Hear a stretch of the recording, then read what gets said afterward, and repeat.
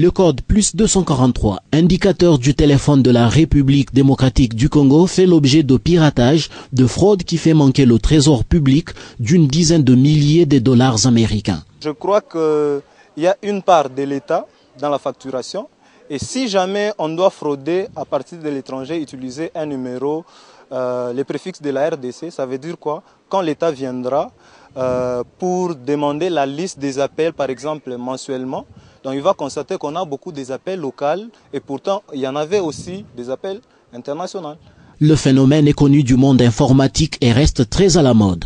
On s'infiltre dans un réseau local et on y passe des appels à faible coût ou sans facturation. Les gens les payent moins cher et ce ne sont pas eux qui perdent, eux ils gagnent seulement, ils n'ont pas perdu parce que c'est l'ambassade de l'autre pays ou l'ambassadeur responsable du serveur qui doit payer, qui doit dépenser. D'où la proposition de l'État congolais par mi-temps d'hausser le prix d'une carte SIM. Mais de l'avis des spécialistes, il faut s'appuyer sur les télécoms pour résoudre ce problème.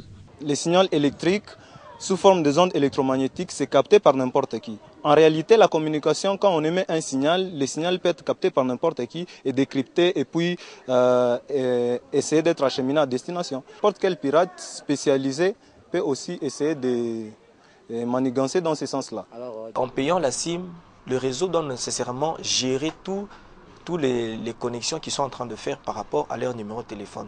Donc c'est au réseau de télécommunications d'essayer de voir dans quelle mesure ils peuvent contrôler tous ces piratages et tous ces erreurs de la technologie moderne. Ainsi se trouve-t-il confronté le besoin de communication des citoyens à revenus faibles et le droit légitime de l'État congolais de lutter contre la fraude, l'incivisme et la cybercriminalité.